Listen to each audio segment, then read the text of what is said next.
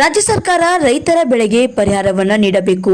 ವಿಜಯಪುರ ಜಿಲ್ಲೆಯ ಬೇಕಾದ ಗ್ರಾಮದಲ್ಲಿ ಅತಿವೃಷ್ಟಿಯಿಂದಾಗಿ ನೂರಾರು ರೈತರ ಈರುಳ್ಳಿ ಬೆಳೆ ಸಂಪೂರ್ಣವಾಗಿ ನಾಶವಾಗಿದೆ. ಇದರಿಂದಾಗಿ ಲಕ್ಷಾಂತರ ರೂಪಾಯಿ ಖರ್ಚು ಮಾಡಿದ್ರೂ ಕೂಡ ಮಳೆಯಿಂದಾಗಿ ಬೆಳೆ ಹಾಳಾಗಿದ್ದು, ಸರ್ಕಾರ ಇದುವರೆಗೂ ಇದಕ್ಕೆ ಯಾವುದೇ ರೀತಿಯಾದ ಪರಿಹಾರವನ್ನು ನೀಡಿಲ್ಲ ಎಂದು ರೈತ ಸಂಘಟನೆಯ ಮುಖಂಡರು ಮಾಧ್ಯಮಗಳ ಮೂಲಕ ರಾಜ್ಯ ಸರ್ಕಾರಕ್ಕೆ ಒತ್ತಾಯಿಸಿದ್ದಾರೆ. ಈ ಕೂಡಲೇ ಸಮೀಕ್ಷೆಯನ್ನು ನಡೆಸಿ ರೈತರಿಗೆ ಪರಿಹಾರವನ್ನು ನೀಡುವಂತೆ ಆಗ್ರಹಿಸಿದ್ದಾರೆ.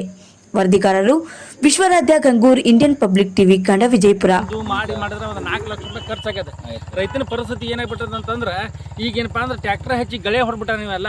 ಈ ಕಡೆ ನೀವು ಭವಿಷ್ಯ ತೋರಿಸ್ಬೇಕು. ಈಗ ನೋಡ್ಬೇಕು ಈಗ ಏನದಂದ್ರೆ ಈಗ ನೋಡ್ಬೇಕು ನೀವು ಎಲ್ಲ ಏನಪ್ಪ ಅಂದ್ರೆ ಗಳೆ ಹೊಡ್ಬಿಟ್ಟಾನ ಪೂರ್ತಿ ಹೊಲ. ಈಗ ಆಲ್ರೆಡಿ 2 ಎಕರೆ ಏನಪ್ಪ ಅಂತಂದ್ರೆ ಇದಾಗ ಹೊಡ್ಬಿಟ್ಟಾನ. ಎಲ್ಲಿ ಬೇಕಲ್ಲೇ ಅದು ಗಡ್ಡಿ ಬಿದ್ದದ. ಇದು ಏನದ ಗಡ್ಡಿ ಪರಿಸ್ಥಿತಿ ಏನಾಗದ ಅಂತಂದ್ರೆ ಇದೆಲ್ಲ ಇಲ್ಲಿ ಏನಾಗದ ಅಂದ್ರೆ ಈಗೆಲ್ಲ ಏನು ಪಾಪ ಏನು ಮಾಡ್ಬೇಕು ರೈತ? ಇವತ್ತೇನದ ಸರ್ಕಾರ ಹೇಳ್ತದ ರೈತನ ಬೆನ್ನೆಲುಬ ಮುರಿದು ಹೋಗ್ಬಿಟ್ಟೈತಿ. ಈಗ ಸರ್ಕಾರ ಏನು ಮಾಡಕತ್ತದ? ಯಾಕೆ ಹಿಂಗೆ ಮಾಡ್ತದ?